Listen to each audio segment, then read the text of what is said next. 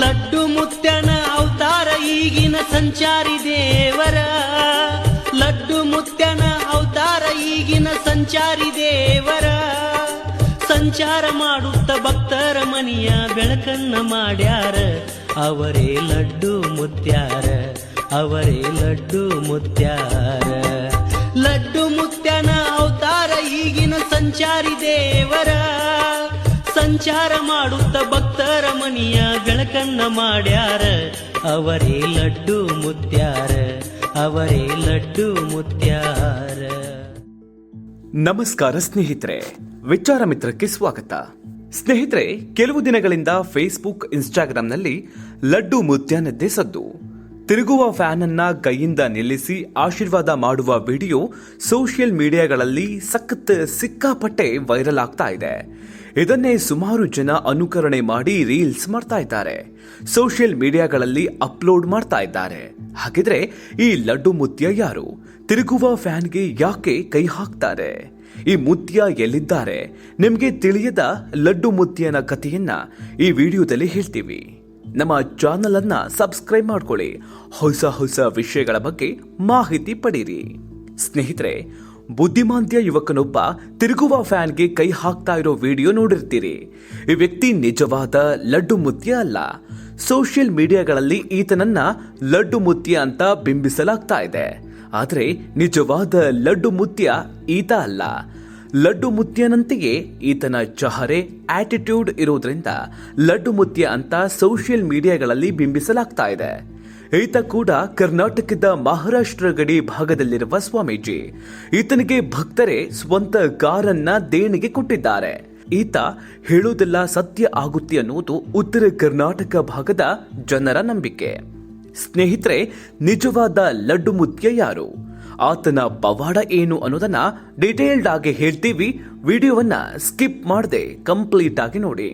ನಿಜವಾದ ಲಡ್ಡು ಮುತ್ಯ ಬಾಗಲಕೋಟೆಯಲ್ಲಿ ಇದ್ರು. ಆದರೆ ಇವರು ಈಗ ಜೀವಂತವಾಗಿಲ್ಲ. ಅವರನ್ನ ಬಾಗಲಕೋಟೆಯ ಭಗವಂತ, ಪವಾಡ ಪುರುಷ, ಮಹಾತ್ಮ ಅಂತ ಕರೀತಾ ಇದ್ರು. ಈ ಮಹಾನ್ ವ್ಯಕ್ತಿಯ ಬಾಲ್ಯದ ಜೀವನವೇ ಬಲು ರೋಚಕ. ಅದು ಬಾಗಲಕೋಟೆ ಜಿಲ್ಲೆ ಮುಧೋಳ ತಾಲೂಕಿನ ಮುಗಳಖೋಡ ಎಂಬ ಊರು. ಯಲ್ಲಮ್ಮ ಬಸಪ್ಪನ ಮಗನಾಗಿ ಕುರುಬ ಸಮುದಾಯದಲ್ಲಿ 1898ರಲ್ಲಿ ಒಂದು ಮಗು ಹುಟ್ಟುತ್ತೆ. ಅದೇ ಮಗು ಬಾಗಲಕೋಟೆಯ ಭಗವಂತ, ಮಹಾಪುರುಷ, ಪವಾಡ ಪುರುಷ ಅಂತ ಪ್ರಸಿದ್ಧಿಯಾದ. ಈ ಪವಾಡ ಪುರುಷನೇ ಲಡ್ಡು ಮುತ್ಯ. ಬುದ್ಧಿಮಾಂದ್ಯನಾಗಿ ಹುಟ್ಟಿದ್ದ ಮಲ್ಲಪ್ಪ ಎಂಬ ಹುಡುಗ ಮುಂದೆ ಲಡ್ಡು ಮುತ್ಯನಾದ ಕಥೆಯೇ ಬಲು ರೋಚಕ. ಲಡ್ಡು ಮುತ್ಯನ ಬಾಲ್ಯ ಹೇಗಿತ್ತು? ಪವಾಡ ಪುರುಷನಾಗಿ ಹೇಗೆ ಬದಲಾದ್ರು? ಬುದ್ಧಿಮಾಂದ್ಯ ಮಗುವಾಗಿದ್ದ ಮಲ್ಲಪ್ಪ ಚಿಕ್ಕ ವಯಸ್ಸಲ್ಲಿ ಯಾರೊಂದಿಗೂ ಬೆರೀತಾ ಇರಲಿಲ್ಲ. 8ನೇ ವಯಸ್ಸಲ್ಲಿದ್ದಾಗ ತನ್ನ ತಾಯಿ ಮೃತಪಟ್ಟಿದ್ರು. ನಂತರ ಅಜ್ಜಿಯ ಆಶ್ರಯದಲ್ಲಿ ಬೆಳೆದ್ರು. ವಯಸ್ಸಿಗೆ ಬಂದ ಮೇಲೆ ಮದುವೆ ಮಾಡಬೇಕೆಂಬ ನಿರ್ಧಾರ ಮಾಡಿದ್ರು. ಅಜ್ಜಿಯ ಮನೆಯಲ್ಲೇ ದನ ಮೇಯಿಸ್ತಾ ಬೆಳೆದ ಮಲ್ಲಪ್ಪನಿಗೆ ಒಂದು ದಿನ ಮದುವೆಯನ್ನ ಮಾಡಿಯೇ ಬಿಟ್ರು. ಮದುವೆ ಬಳಿಕ ಸಂಸಾರ ಎಂಬ ಪರಿಕಲ್ಪನೆಯೂ ಇಲ್ಲದೆ ಊರಲ್ಲಿ ಹುಚ್ಚನಂತೆ ತಿರುಗಾಡ್ತಾ ಇದ್ದ. ಊರಿನ ಜನ ಆತನನ್ನ ಹುಚ್ಚ ಅಂತ ಬೈತಾ ಇದ್ರು, ಕೆಲವೊಮ್ಮೆ ಹೊಡಿತಾ ಇದ್ರು. ಒಂದು ದಿನ ಮಲ್ಲಪ್ಪ ಮದುವೆಗೆ ಧರಿಸಿದ್ದ ಹೊಸ ಬಟ್ಟೆ ಹಾಕಿಕೊಂಡು ಮನೆಯಿಂದ ಹೊರಬಂದ. ಧರಿಸಿದ್ದ ಬಟ್ಟೆಯನ್ನ ಹರಿದುಕೊಂಡು ಮೈಗೆ ಸೊಂಟಕ್ಕೆ ಸುರುಳಿ ಮಾಡಿ ಸುತ್ತಿಕೊಂಡ. ಅದನ್ನ ಉತ್ತರ ಕರ್ನಾಟಕ ಭಾಷೆಯಲ್ಲಿ ಲಡ್ಡು ಅಂತ ಕರೀತಾರೆ. ಆಗಿನಿಂದ ಜನ ಲಡ್ಡು ಮುತ್ಯ ಅಂತ ಕರೆಯೋಕೆ ಈತನನ್ನ ಶುರು ಮಾಡಿದ್ರು. ಕಂಡಲ್ಲಿ ಮಲಗಿ ಯಾರಾದರೂ ಊಟ ಕೊಟ್ರೆ ಊಟ ಮಾಡ್ತಾ ಇದ್ದ. ಲಡ್ಡು ಮುತ್ಯ ಊರು ಬಿಟ್ಟ ಬೇರೆ ಬೇರೆ ಕಡೆ ತಿರುಗಾಡ್ತಾ ಇದ್ದ. ಈ ವೇಳೆ ಆತನಿಂದ ಒಂದಿಷ್ಟು ಪವಾಡಗಳು ನಡೆದವು. ಇದೇ ಪವಾಡಗಳು ಜನರನ್ನ ಆತನನ್ನ ದೈವದ ರೂಪದಲ್ಲಿ ನೋಡಲು ಶುರು ಮಾಡಿದ್ರು. ಅದೊಂದು ದಿನ ಒಂದು ವಿಸ್ಮಯ ನಡೀತು. ಬಾಗಲಕೋಟೆಯಲ್ಲಿ ಬರಗಾಲವಿತ್ತು. ಊಟ ಕೂಡ ಸಿಗದೆ ಜನ ಪರದಾಡ್ತಾ ಇದ್ರು. ಬರಗಾಲದಲ್ಲಿ ಮಳೆ ಇಲ್ಲದೆ ಜನ ಹೈರಾಣಾಗಿದ್ರು.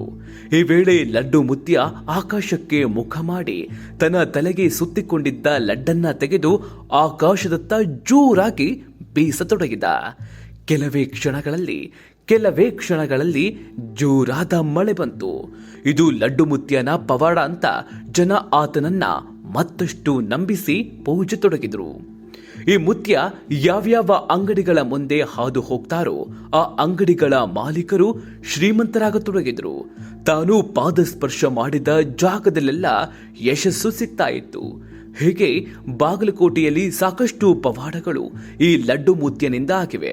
ಹೀಗಾಗಿ ಎಲ್ಲ ವ್ಯಾಪಾರಸ್ಥರು ಸೇರಿ ಒಂದು ದೇವಸ್ಥಾನವನ್ನ ಕಟ್ಟಿದ್ರು. ಈಗಲೂ ಲಡ್ಡು ಮುತ್ಯನ ಮಠಕ್ಕೆ ಸಾಕಷ್ಟು ಜನ ಹೋಗಿ ದರ್ಶನ ಪಡೀತಾ ಇದ್ದಾರೆ.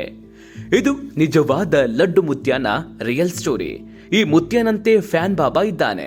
ಹೀಗಾಗಿ ಇವರೇ ರಿಯಲ್ ಲಡ್ಡು ಮುತ್ಯ ಅಂತ ಬಿಂಬಿಸ್ತಾ ಇದ್ದಾರೆ. ಪ್ರಿಯ ವೀಕ್ಷಕರೇ, ಫ್ಯಾನ್ ಬಾಬಾ ನಿಜವಾದ ಬಾಬಾ ಅಲ್ಲ.